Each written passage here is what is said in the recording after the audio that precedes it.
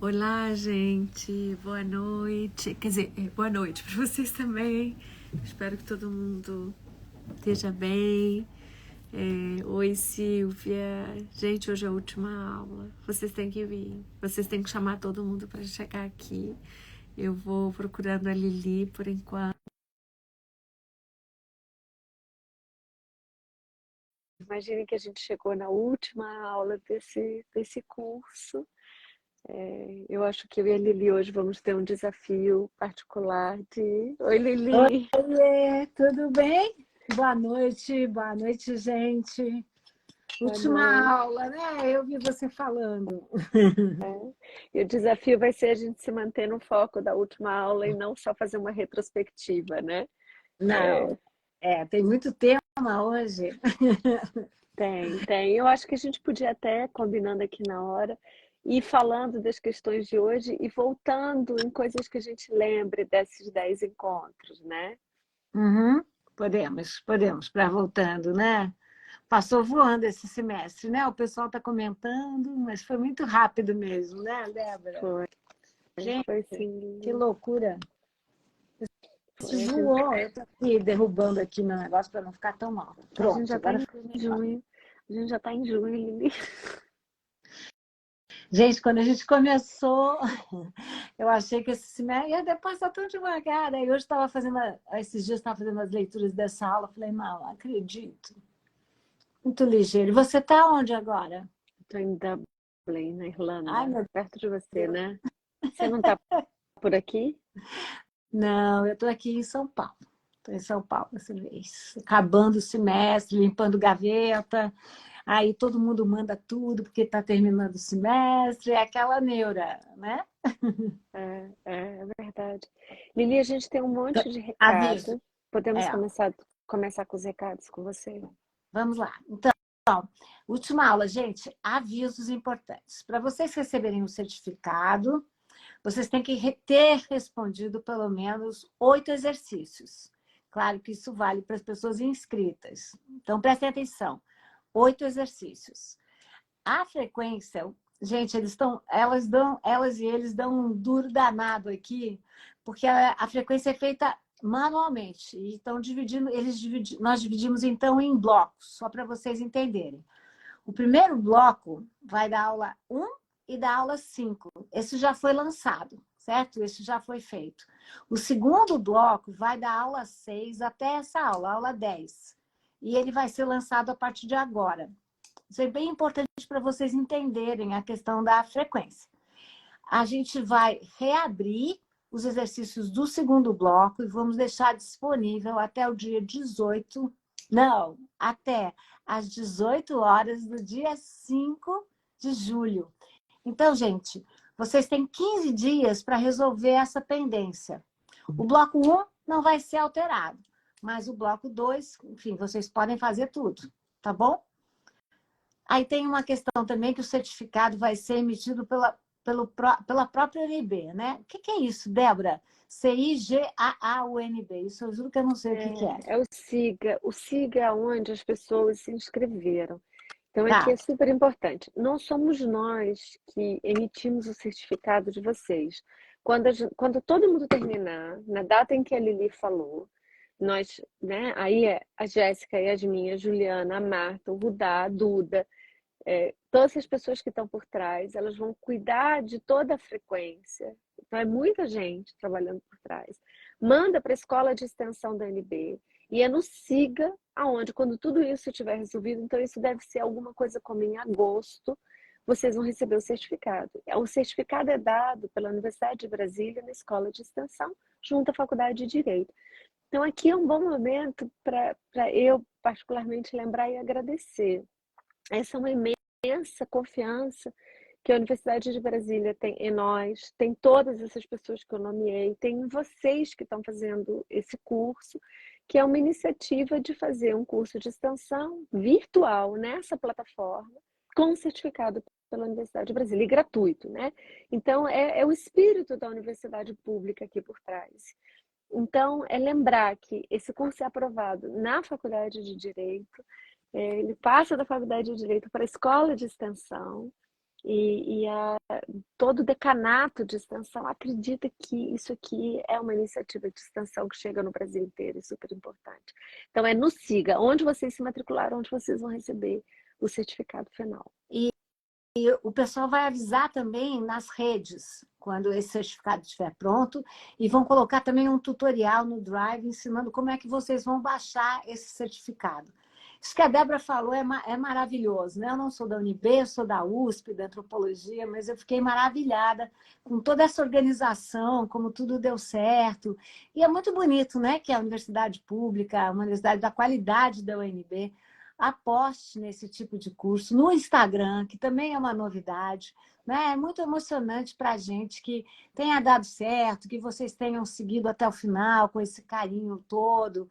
Muito bonito, né, Débora? Isso aí é, enfim. E vai dar Porque tudo certo até o final, pessoal. vai, Façam os vai. exercícios, vão ter o certificado, vai ser fabuloso. Então, há por trás, tanto a universidade, né, o UNB, com essa aposta, quanto com a ENIS, que é uma ONG que faz toda uma logística de organizar as pessoas que são voluntárias, as pessoas que trabalharam, porque isso aqui, eu e a Lili, a gente está aqui estudando, preparando a aula, mas tem uma logística gigante, desde produzir os cartazes com Ramon Navarro, até mesmo garantir que isso, a chamada está sendo, a frequência está sendo pronta, a bibliografia estava no Drive, e manter a comunidade do Telegram, que elas estão ali moderando, respondendo os e-mails de vocês. Então, é um momento muito importante de agradecer essas pessoas todas que, junto conosco, acreditaram que isso aqui vale a pena. Né? Ajudaram a gente na atrapalhada, porque teve uma outra aula que a gente teve que mudar de dia. Eu vira e mexe, não conseguia pegar a bibliografia direito. O pessoal me ajudava muito, a Jéssica me mandava. Então, é hora da gente agradecer, né? Enfim, é um grupo imenso por detrás, um grupo sensacional. O pessoal também pediu para avisar, depois a gente para com os avisos, que nós vamos disponibilizar no Linktree um formulário de avaliação do curso. Isso é muito importante para a gente, pessoal, porque a gente quer mesmo saber o que é que deu certo e o que é que não deu tão certo. Então, a gente, com as críticas de vocês, nós podemos melhorar, nós podemos aprimorar, podemos entender, enfim, se deu para acompanhar, se não deu, se a comunicação estava boa. Então, enfim, isso é muito importante. É verdade. E ele não demora 5 minutos, mas é tão importante para todas nós sabermos coisas que foram fáceis. E as pessoas podem ter outras ideias, porque a gente está fazendo um experimento conjunto, né, disso aqui tudo. Então, é claro que a gente fez a banquinha há um ano, nós aprendemos muito, a gente fez o curso de Esperança Feminista, a gente aprendeu muito, e aqui é outra experiência. Então, a gente está tentando melhorar, mas se vocês perderem 5 minutinhos, usarem 5 minutinhos, nos ajudam muito. A minha experiência é a primeira, então podem falar, olha, faltou isso, faltou aquilo, eu vou aprendendo, gente. Eu sou boa de aprender, né, Débora? Todas nós aqui. Né? Eu vou tirar os comentários por enquanto, Lili. Eu acho que a gente podia hoje fazer essa meia hora de conversa, talvez a gente usar uns 5 minutinhos, lembrar o que a gente conseguir vindo à cabeça de como foi esse curso, a gente abrir para as pessoas e talvez no momento de conversa as pessoas não só fazerem perguntas, mas também lembrarem coisas. O que elas querem que a gente lembre nos últimos 15 minutos, né? A gente construir esse fio coletivo de uma memória do que foi esse curso, que foram 10 sessões, mas que nos tomou aí de março para agora. E como tocou elas, em que momento da vida delas, o que elas estão lembrando daqui. Então, talvez eu deixasse essa pergunta para vocês para os últimos 15 minutos. O que você leva desse curso com você? O que marcou? O que você gostou? Né? O que você contaria de uma história desse curso que foi, na verdade, que vocês também propiciaram esse grande encontro da Lili comigo? Bom, última aula. Elas resistem. Movimentos autoritários e antigênero, misoginia e patriarcalismo. Eu vou lá começar essa bola, tá, Débora? Porque aí a gente vai fazer de novo uma aula dialogada, como sempre, né? Mas eu acho que essa aula tem muito a ver com essa minha primeira pergunta para a Débora todas as vezes. Onde você está, Débora? Né? Então, eu acho que todo mundo, como eu, né? Tem muita gente curiosa para saber como é que tem sido, Débora, você que tem visitado países com... Muitos países, né? Nem todos autoritários, mas muitos com governos autoritários, fanáticos, né? Contra os direitos das mulheres, contra as pessoas de gênero diverso, governos antigênero, como a Turquia, o Paquistão, as Filipinas, a Índia. Então, eu queria saber se você acha, entrando no nosso tema, né, já vamos falar do Elas Resistem, mas a primeira parte, movimentos autoritários, antigênero, misoginia e patriarcalismo. Existe algo em comum nas democracias, né? Nós sabemos que as democracias andam tão fragilizadas, né? O ódio antigênero é uma característica que une a todas? Sim. E é a primeira vez nesses meses todos que eu respondo essa sua pergunta, onde eu estou, e que eu estou num país de proteções democráticas, né? De que fez uma transformação gigante na última década, desde o plebiscito de aborto até legislações sobre diversidade, sobre justiça, que são uma referência para o mundo, né? Se compreender hoje o que é e no que está se transformando, a solidez da democracia na Irlanda é algo desafiador para pensarmos o que é possível ser feito. E ninguém está tomando as proteções desse país como seguras, porque o movimento autoritário que ronda a Europa e que ronda o mundo é uma ameaça em qualquer lugar. Mas o que há em comum em países tão diversos quanto o Peru, como foi o Brasil, até recentemente, como está um país como a Turquia, da qual o presidente se reelege, Filipinas ou Índia e Paquistão, né? Poderia dar exemplos como a Nigéria, Uganda, nesse momento. É que os regimes autoritários, toda vez que a democracia é fragilizada, há sim no seu epicentro, no seu olho ali do furacão, um ódio antigênero, um ódio à diversidade. Isso não é uma coincidência, porque ela é uma operação sobre a reprodução social da vida. A democracia é sobre a reprodução social da vida, né? Sobre como nós vamos educar as crianças, com que valores elas vão pensar a igualdade, sobre que valores elas vão se abrir para o mundo da migração, com que valores elas vão pensar os conflitos. E para isso é importantíssimo controlar a ideia de família, a ideia de reprodução, quem tem filhos, quando não tem, com quem se casa ou não se casa. Então não é coincidência que todos esses países, e alguns países de uma maneira bastante brutal, como é o Paquistão, onde há um desaparecimento das meninas nas instituições possíveis da vida. Elas entram na puberdade, não há mais escolas, elas não estão na rua, não há trabalho. Aí elas restam o casamento para um dote, para a saída da família, para um desaparecimento da vida. Ou até mesmo países onde movimentos fanáticos, transfóbicos, como no Peru, como na Turquia, como mesmo em muitas partes dos Estados Unidos, confundem inclusive o movimento feminista com ideias sobre quem cabe no feminismo, no seu plural, quem cabe na categoria mulher. Então, não é coincidência de que o autoritarismo e a fragilidade democrática é, desde sempre, um movimento antigênero, um movimento contra, um movimento anti, né? Um movimento contra a diversidade. Porque é preciso regular a família, é preciso regular os afetos, preciso regular a reprodução para conseguir se manter o autoritarismo no poder. Olha, continuando com essa mesma toada, né? Eu queria te perguntar, há pouco tempo nós vimos, né, estarrecidos, o congresso que se realizou nos Estados Unidos, né, de ultradireita, em que a questão trans se encontra exatamente nessa bifurcação, nessa interseccionalidade com o fanatismo antigênero desses governos autoritários, né? Ou seja, esse é um congresso frequentado por representantes de todos esses países antigênero, não é à toa que Eduardo Bolsonaro estava lá, né? Não é à toa enfim, que representantes do ex-governo estavam presentes.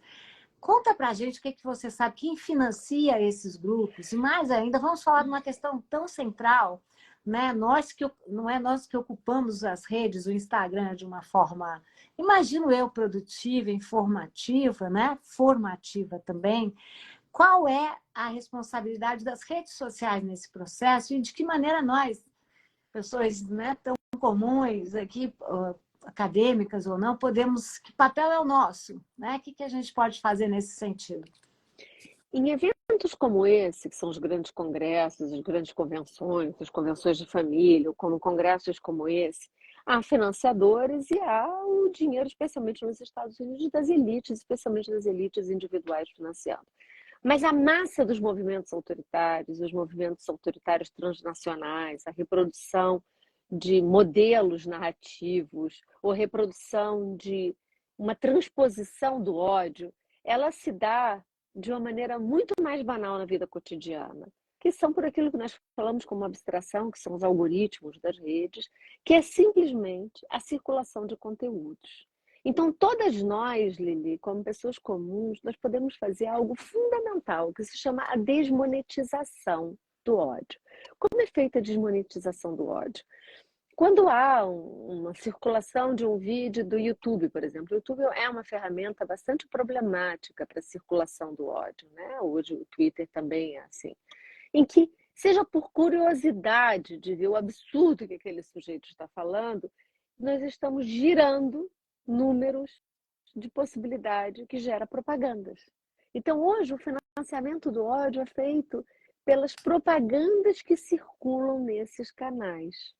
E muitas vezes é um algoritmo. Nós tentamos, por exemplo, responsabilizar o Google. O Google, na verdade, então tentamos, como é o movimento do Sleep Giant no Brasil, que tenta dizer, olha, empresa tal, nas suas propagandas está A, B e C que disseminam o ódio, disseminam injúria racial, disseminam a abjeção contra as pessoas de gênero diverso.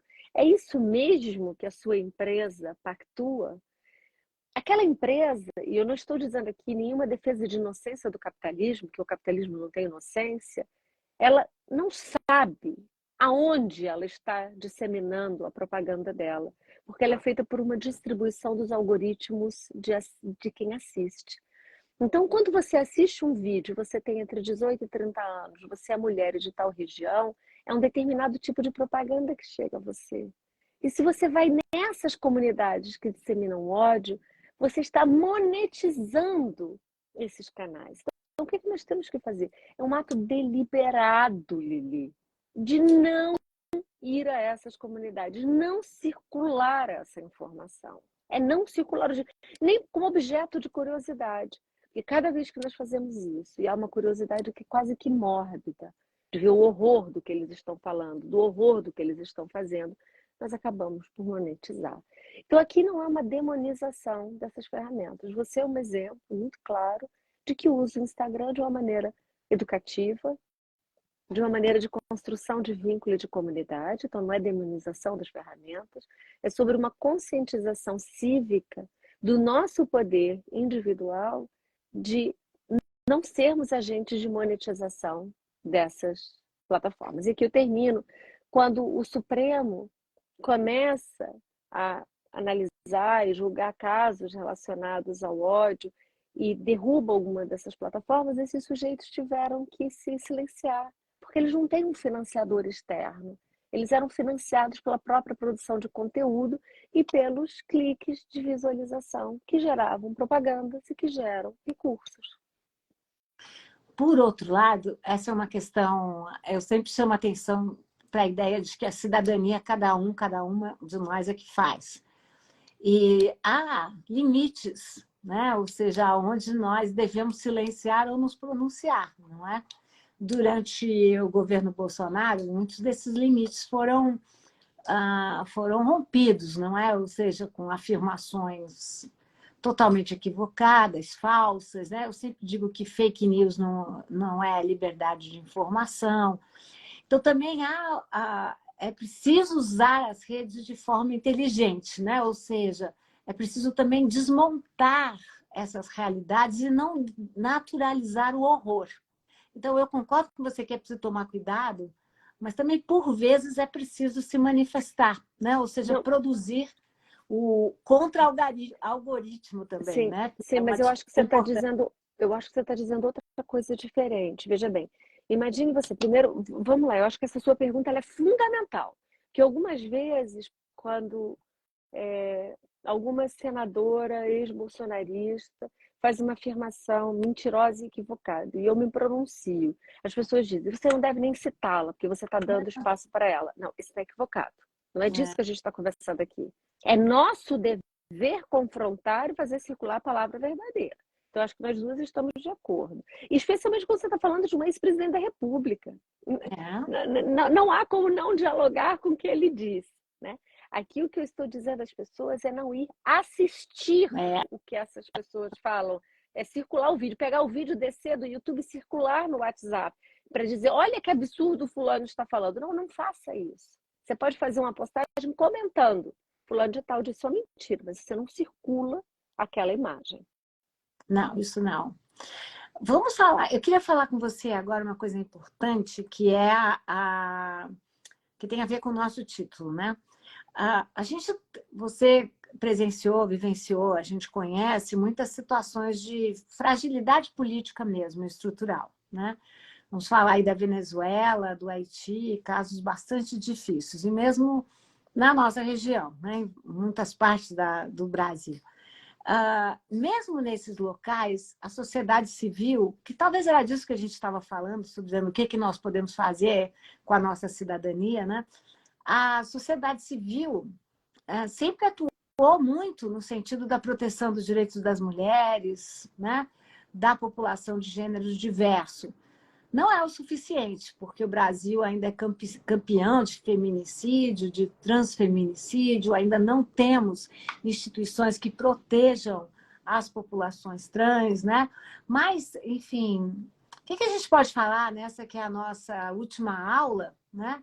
Sobre o título da nossa aula, né? Movimentos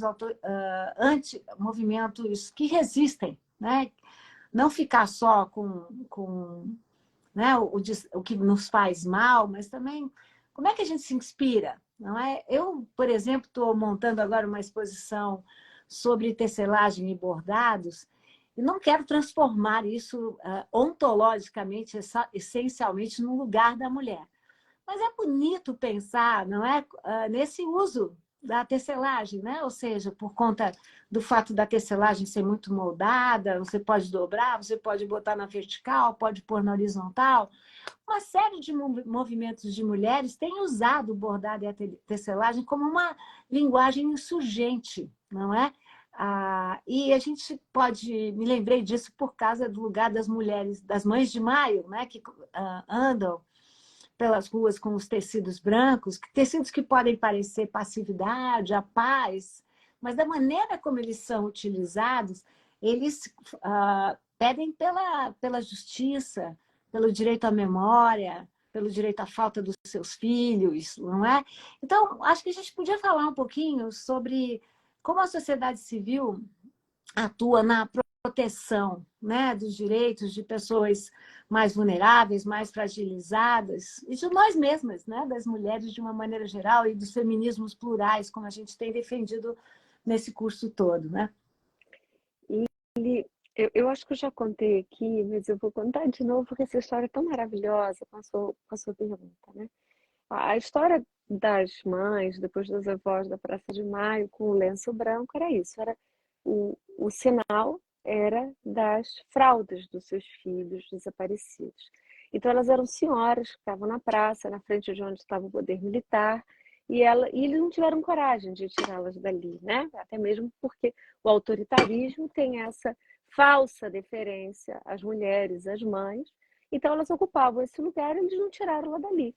Só que elas queriam ser vistas pelos generais que estavam dentro do poder. Então elas começaram a botar o lenço branco que representava gritar: aonde está o meu filho, meu bebê, o eterno, né? O filho eterno. 30 anos depois, era uma Argentina já após, já na democracia, né? No início dos anos 2000. As mulheres, eu já contei essa história aqui, as mulheres Não. começaram a retornar depois do período democrático.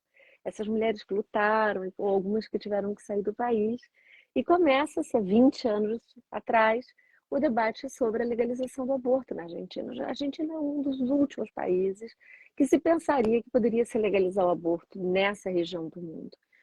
E num congresso de mulheres católicas, de uma organização chamada Católicas pelo Direito de Decidir, são mulheres católicas que sustentam o direito de decidir, uma dessas lideranças que tinha fugido durante a ditadura, andando, pega um lenço verde e rasga na perna e coloca na cabeça, como faziam as mães da Praça de Maio. Esse lenço passa a ser o lenço da Maré Verde, de toda a história agora da América Latina. Eu não tenho ele aqui para mostrar, mas ele é o lenço do movimento também pela legalização do aborto no Brasil, e que surge dessa ancestralidade das mães, das avós, da Praça de Maio. Do que a gente está dizendo aqui? Esse é um gesto pacífico, mas um gesto de muita coragem, de mulheres que talvez não tivessem nenhuma definição como sujeitos políticos para o político público, e que estavam ali sentadas na praça com a imagem das fraldas dos seus filhos, e elas foram essa ancestralidade para um grande movimento que ganha o mundo, que é a Maré Verde, a Onda Verde, com esse lenço verde. Então, quando você fala em países como a Venezuela, e eu sei que talvez tenha muitas pessoas por aqui que venham a discordar da minha posição sobre a fragilidade que se encontra a vida vivida na Venezuela. Eu algumas vezes nos últimos anos fui, agora há poucas semanas estava na fronteira entre a Venezuela e a Colômbia, acompanhando os caminhantes, as caminhantes que entram na região de Cúcuta, fugindo da Venezuela, fugindo das coisas, da ausência de tudo, em busca de qualquer coisa para o sul da América do Sul. E o que está ali, Lili, quem está ali ainda resistindo no fim, não são as organizações humanitárias globais que vêm e fazem a resposta humanitária emergencial, como foi na fronteira com a Ucrânia ou com a Polônia, e que são importantíssimas para garantir as necessidades emergenciais. Mas quem vai responder é uma crise de longa duração, como que acontece na Venezuela, como que acontece na Polônia com a Ucrânia nesse momento, são as organizações que estão no país e que resistiram aos momentos de crise. A elas eu tenho a minha profunda admiração. São elas que constroem os vínculos comunitários, constroem a confiança da comunidade, e em situações de extrema delicadeza, de fragilidade de direitos e de regimes e de democracias frágeis. Então, o papel da sociedade civil, ele não substitui ocupar o poder, que é uma das perguntas que eu queria te fazer agora. Não substitui da nossa semana passada, que nós conversamos da Nízia, da Guajajara, ministra da Cultura, ministra da Igualdade Racial. Essas são ocupações, importâncias de ocupação do poder com ética e com compromissos feministas. Então, nós falamos do lugar da sociedade civil, não substitui dizer que também precisamos ocupar o poder, também precisamos ocupar a universidade. Então, a pergunta que eu queria fazer a você era isso, né? Nos 4 anos do governo Bolsonaro, nós perdemos o Ministério da Cultura. E agora ele está de volta, tem uma mulher artista, uma mulher negra à frente dele. Outra pasta que também é muito forte, que é a da saúde, que nós estamos passando nessas últimas semanas, fica nisso. O que nós estamos vendo aqui? O que está acontecendo? Que ao mesmo tempo nós tivemos uma mudança, nós estamos em permanente risco de perda dessa mudança. Como é que você vê esses dois exemplos? Bom, a gente falou um pouquinho disso, né? Acho que Débora deu aí uma mensagem muito importante nessa nossa última aula, que nós precisamos de pessoas como a ministra Margarete Menezes, a ministra Nízia Trindade, mas nós precisamos também da sociedade civil. E a gente também tem que tomar cuidado para não exagerar na virtuose da sociedade civil e cair um pouco. Nós fizemos agora 10 anos das jornadas de 2013. Eu não demonizo as jornadas, como muita gente faz. Eu acho que a explicação desse experimento de 2013 ainda virá. Mas o que ela mostrou, a importância da sociedade civil de um lado e de outro lado também, o perigo de nós pensarmos numa sociedade antissistema. né? Foi depois de 2013 que esse baixo clero entrou no poder, né? Eu me refiro aí a essa ultradireita, que veio com uma frase, né? Um tipo de palavreado, né? Antissistema, quando eram pessoas totalmente dentro do sistema. O governo Lula, enfim, retomou o Ministério da Cultura, não é à toa que o governo Jair Bolsonaro, de uma das suas primeiras medidas, foi transformar o Ministério da Cultura numa secretaria. Eu conheço o pessoal que está no Ministério da Cultura, ele foi de fato desmontado, Débora, é inacreditável o que eles tiveram que fazer para recomeçar. A figura da ministra Margareth Menezes é da maior importância, além de artista, ela é uma pessoa vinculada às religiões de matriz africana e tem nos ensinado como a gente tem que mudar os nossos regimes de expertise, né? Ou seja, Margareth Menezes é professora em muitas escolas, né? Em muitas escolas da vida. Mesmo assim, nós vivemos um regime que foi chamado pelo cientista político Sérgio Abranches de presidencialismo de coalizão. Ou seja, os presidentes eleitos na nova república não conseguem fazer maioria no parlamento. Então, são obrigados a negociar e negociar muito pesado, né? Estávamos falando da importância da sociedade civil. A sociedade civil vai ter que se manifestar no sentido de não permitir que a ministra Nízia entre nessa banca de negociação. Nós estamos passando por semanas com muita pressão. Se trata de uma pressão, no caso do Ministério da Saúde, sobretudo das empresas de saúde, né, dos seguros de saúde, que sempre dominaram o Ministério, né, e que querem esse Ministério de novo. Vocês devem lembrar de como, na pele de nós todos e todas e todos, o que foi a Covid e como nós tivemos uma sucessão de ministros da saúde sem qualquer competência. Pois bem, temos aí no poder uma ministra que tem competência, que foi formada pela Fiocruz, que sabe o que está fazendo, e mesmo assim ela pode não escapar da sanha, da saga, né? Desse centrão do baixo clero da política em Brasília, que só quer poder, não tem nenhuma utopia, porque a política há de ser a arte da utopia, não é, Débora?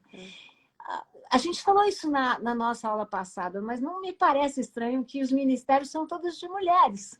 A ministra do Turismo, a ministra da Saúde, a ministra dos Povos Indígenas. Enfim, as mulheres estão em ataque, porque, sobretudo, nesses 4 anos que se passaram, mas nessa Câmara, ainda tão composta por deputados antigênero, né? E você poderia falar disso também, essas mulheres assustam, apavoram, ameaçam e têm que ser retiradas. Nós acabamos de ter uma cena no Senado ontem, em que a senadora relatora da CPI do 8 de janeiro foi 3 vezes interrompida por um senador que nem sequer fazia parte daquela CPI e que achou por bem, né, nessa modalidade que é conhecida como men's interrupting, né, homens interrompendo, né, homens explicando, né, que achou por bem que deveria interromper. Ela não aceitou. Ela tascou-lhe um cala-boca. Mas, enfim, vivemos desse momento, porque o gênero assusta, né? Ou seja, há essas pessoas que acreditam que o Brasil não seja um Estado laico, né? Que ainda acreditam que o Brasil é um Estado religioso, com um modelo de família heteronormativo, uma opção racial, que é a opção racial branca, um modelo de classe, que é essa classe média alta, e um modelo religioso. Quando a gente falou de plurais nesse curso, o que nós queríamos não é dizer isso todos por lá, todas por aqui, não. É mostrar a virtuose da pluralidade. E como uma democracia tem que se mover, você começou falando isso, pela pluralidade, pela defesa da diversidade. Não a diversidade como uma bandeira que a gente usa e depois dobra e tira, né? Mas pela vitalidade da diversidade, por acreditar que quanto mais diversos e diversas nós formos, melhores nós seremos, não é? Mas, Lili, você lembrou o evento de ontem do Senado. Hoje foi a sabatina do do candidato Zanin para o Supremo. Entre as perguntas, imagine que a Suprema Corte é a ponderação entre poderes em uma república. Nós vamos ter Congresso Nacional e nós temos a Suprema Corte. Eu consigo imaginar 5 temas que são de urgência. Eu vou te pedir para você lembrar 5 temas que são de urgência de uma corte. Eu pensaria demarcação de terras indígenas. Eu pensaria a pobreza no Brasil. Eu pensaria a questão da insegurança pública. Eu pensaria a questão do racismo. Eu pensaria a questão das creches. Me fala 5 temas que vêm à sua cabeça que são de urgência, que uma corte tenha que ter. Qual é a resposta do cara? Eu acho que você já falou da maioria, mas eu incluiria a questão ecológica, a questão do desarmamento da população, porque nós tivemos mais um fenômeno, mais uma escola que foi atacada, né, nessa semana, então é uma questão urgente. Eu incluiria a questão da saúde pública, eu incluiria a questão da educação pública, né, e uma educação universal e de qualidade, como temas urgentes da nossa agenda, né? Você sabe do que ele foi perguntado, entre outras coisas? Sobre casamento gay. Ele foi perguntado sobre aborto. Entenda? Então, assim, a minha pergunta não é que isso não é urgente, mas isso é a matéria, é o sujeito passando a limpo o seu fanatismo moral e com direito de tréplica.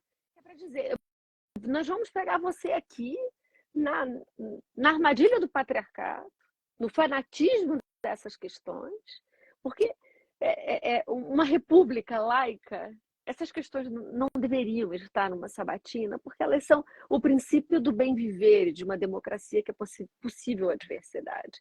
E as perguntas que nós queremos saber é isso. Quando houver uma questão relacionada à distribuição de renda, desigualdade, você acha que essa matéria é constitucional ou não?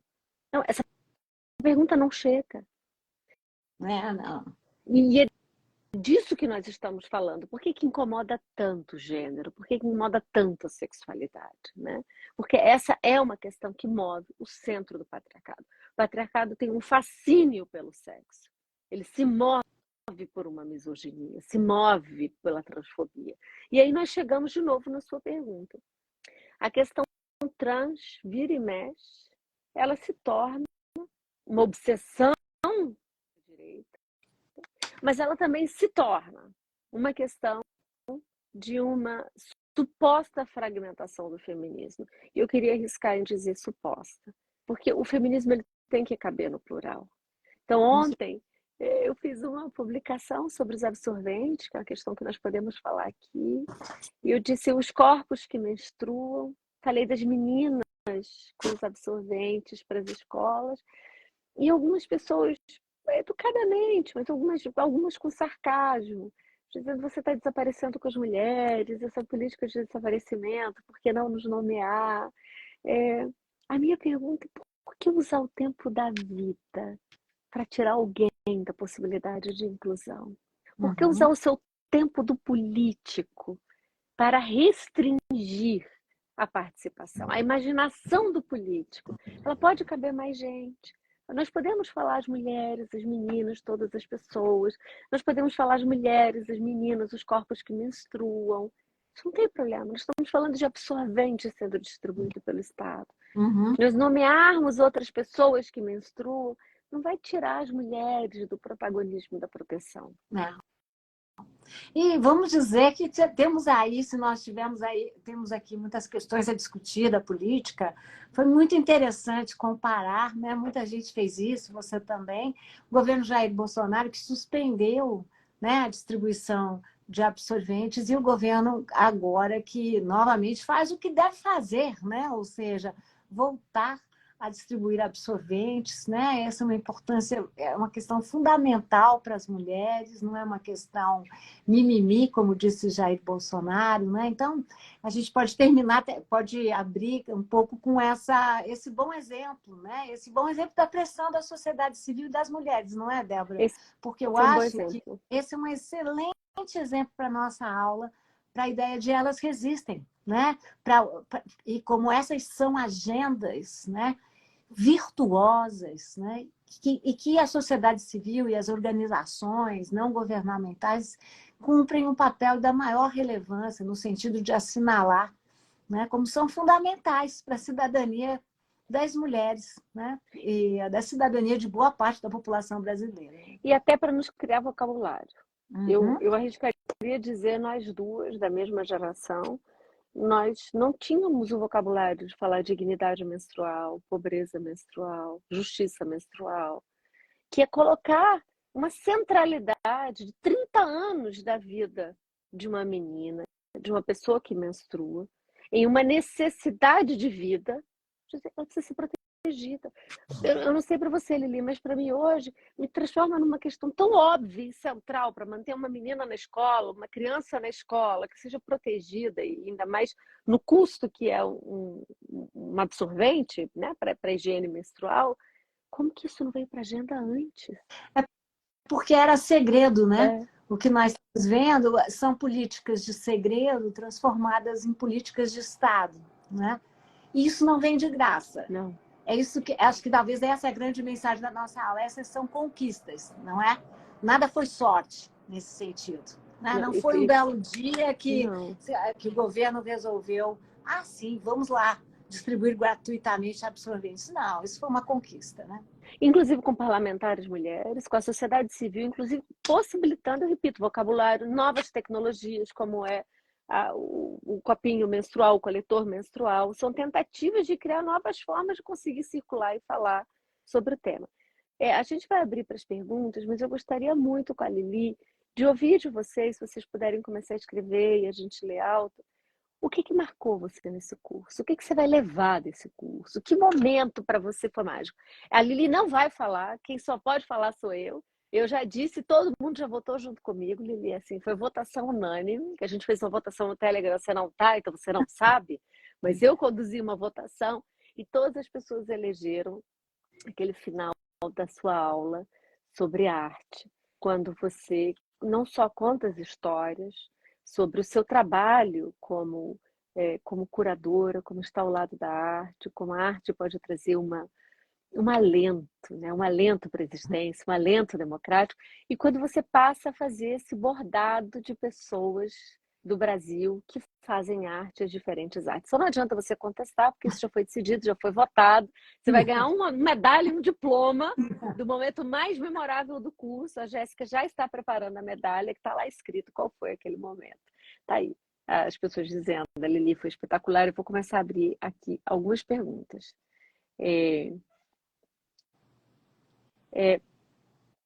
São só comentários, né? Nosso congresso é raso, até quem já foi juiz não tem capacidade técnica de formular perguntas que interessem ao país, isso é lamentável. Gabriela, de fato, acho que nós vamos ter uma maioridade cidadã quando nós entendermos que é preciso votar bem em todos os níveis, não é? Para presidente, para senador, para senadora, para deputado federal, deputado estadual, vereador. Só quando a gente aprender é que a gente vai ganhar um diploma, aí sim, de maioridade cidadã, né? E o ano que vem tem votação para municipal, né? Eu vou ler um e deixo um para você, tá, Lili? A Carolina diz, o curso contribuiu para que conhecesse sobre temas sobre os quais eu nada sabia. Professores maravilhosos e aulas igualmente maravilhosas. Mostra que é preciso vigiar, falar e resistir. A Débora diz, ampliou demais a minha visão e consciência, aumentou o meu repertório, me fortaleceu para fazer a diferença na sociedade.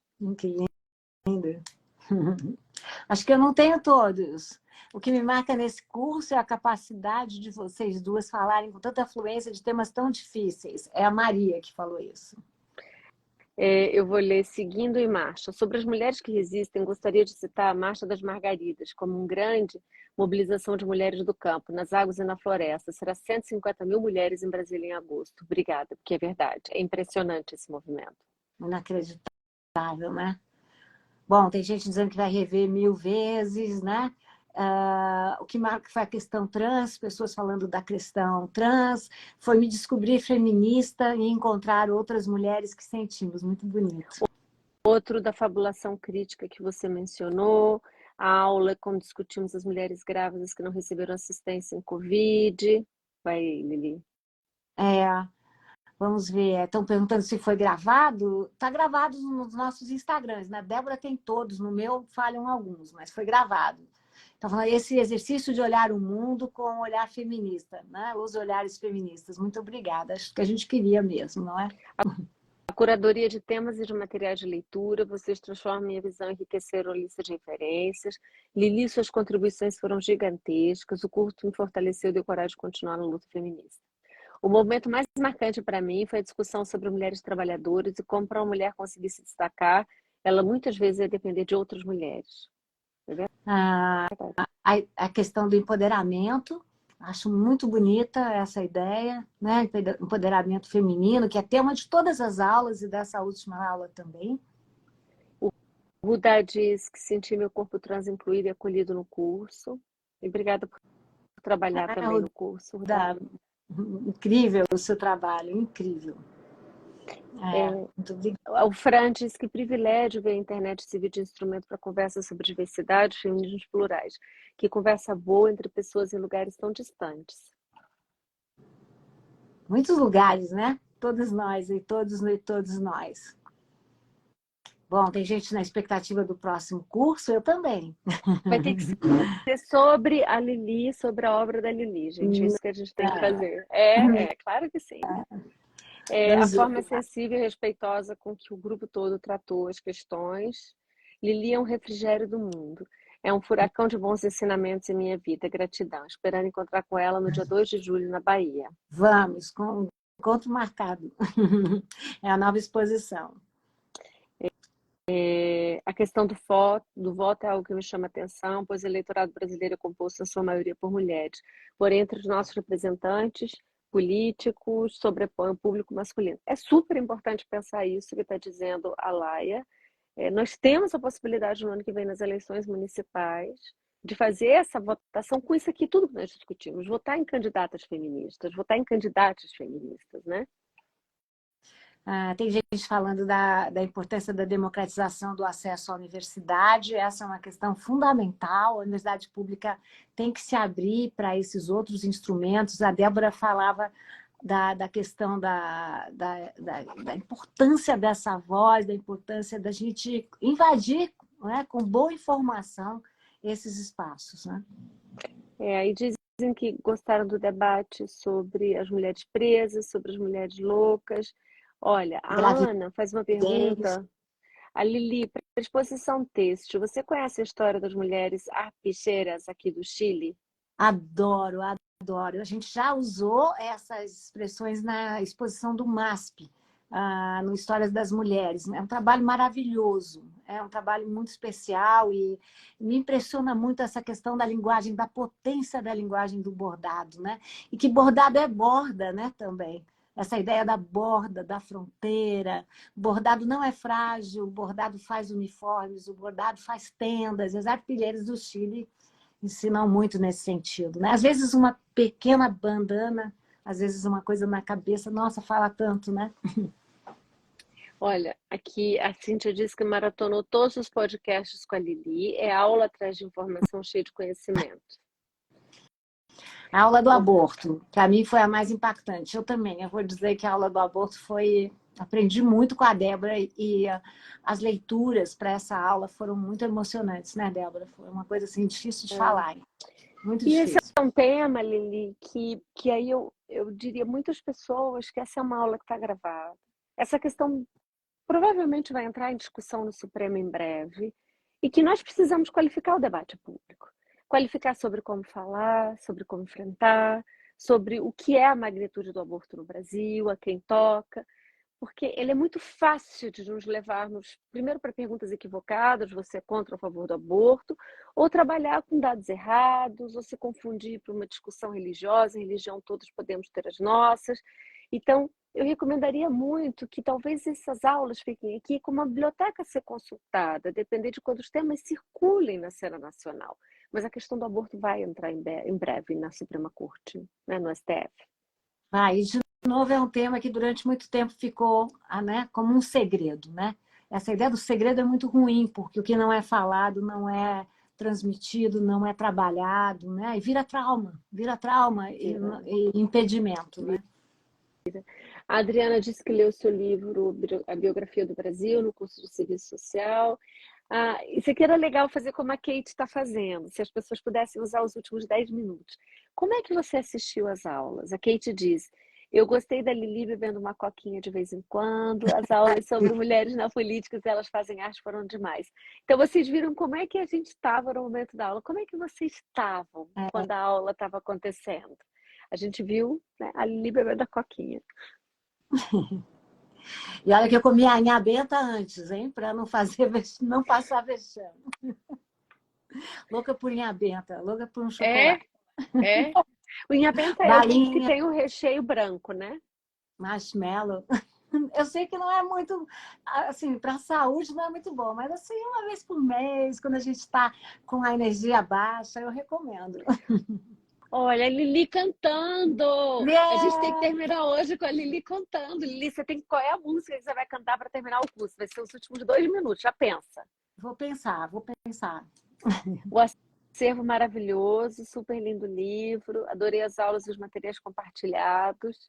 Esse é um espaço para vocês irem falando para a gente poder terminar. Sempre aqui no meu quartinho com garrafa de água, a Lili cantando, muitas vezes ouvindo e cozinhando, os lenços da Débora e a coca da Lili, em trânsito fazendo jantar. Já era muito fã, eu sou fã das duas. Eu assistia com meu filho de 11 anos, que volta e me perguntava sobre as roupas coloridas da Débora. Assistia as aulas com o gatinho Zambi no colo. Venham para a Amazônia, eu queria ir. É, eu Sempre no adoro. quarto com a garrafa d'água, cheia de abas abertas, procurando mil referências. Vai, Lili, vai lendo. Um verde e amarelo, um novo olhar para o verde e amarelo, a minha gata do meu lado, ouvir vocês duas é um aconchego, sempre anotando, muita gente anotando, ouvindo as discussões, jogada, ela diz. As perguntas que vocês se colocavam, lindas trocas. Algumas elas assistiam ao vivo, outras depois. Todo jeito, assistindo no caminho para o trabalho, isso também é bom. Chegando em casa do trabalho, tomando um café, sou de Florianópolis, os óculos da Débora, no celular da mama, o pessoal aqui sorrindo para a Isso é tela, isso é sempre muito bom. bom. É, O quando a momento mais Débora sai da vai se sala, a alma aborrecendo. se inflama. É isso mesmo. Lembra Quando vocês Curitiba, contavam, quando contavam experiências pessoais, o olhar generoso que se derramou sobre cada uma de nós, jantando. curiosa com as esculturas da Lili.